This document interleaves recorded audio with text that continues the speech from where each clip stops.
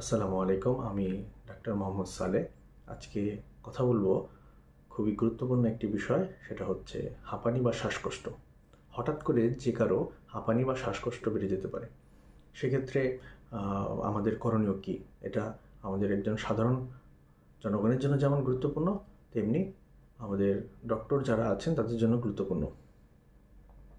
শ্বাসকষ্ট বা হাঁপানি হঠাৎ করে বেড়ে গেলে, যেটাকে আমরা বলি অ্যাকিউট অ্যাজমা অ্যাটাক, আমরা যেটা করে থাকি সেটা হচ্ছে, আমার একজন প্রিয় শিক্ষক বলেছিলেন যে অ্যাকিউট অ্যাজমার পেশেন্টকে আপন করে নিতে হবে। আপন আপন মানে এ দিয়ে এয়ারওয়েটা সিকিউর করতে হবে, মানে রোগীর মুখটা হা করে দেখতে হবে, কোনো কফ, থুতু, ফেনা এগুলো দিয়ে মুখটা আটকে আছে কিনা। 2 নাম্বার, রোগীকে প্রপড আপ পজিশন মানে কি, রোগীকে 45 ডিগ্রি ইনক্লাইনে নিয়ে আসতে হবে। 45 ডিগ্রি ইনক্লাইন কীভাবে করি? আধা শোয়া আধা বসা, মানে রোগীর পিঠে 2টা বা 3টা বালিশ দিয়ে রোগীকে আধা শোয়া আধা বসা অবস্থায় নিয়ে আসতে হবে, তাতে শ্বাসকষ্ট কিছুটা হলেও কম হয়। এটা গেল পি। তারপর 3 নাম্বার হচ্ছে ও মানে অক্সিজেন ইনহ্যালেশন করতে হবে রোগীকে। এটা হাসপাতালে থাকলে রোগীকে হাই ফ্লো অক্সিজেন দেওয়া যায় 3-4 লিটার।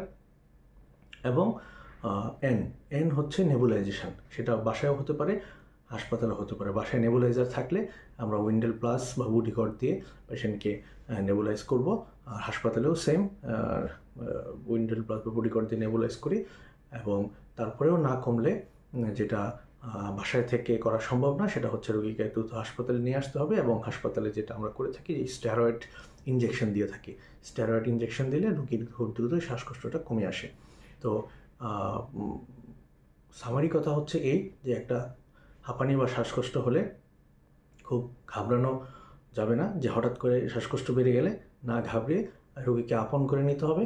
আপন মানে এয়ারওয়েটাকে সিকিউর করতে হবে, অক্সিজেন থাকলে অক্সিজেন দিতে হবে, রোগীকে আধা শোয়া আধা বসা অবস্থায় নিয়ে আসতে হবে, এবং অবশ্যই রোগীকে নেবুলাইজ করতে হবে। এবং হাসপাতালে থাকলে সেটা স্টেরয়েড, এবং পরবর্তীতে আরও বিভিন্ন চিকিৎসা রয়েছে যেগুলো শুধু হাসপাতাল বেসিসেই সম্ভব। সবাই ভালো থাকবেন, সুস্থ থাকবেন। আসসালামু আলাইকুম।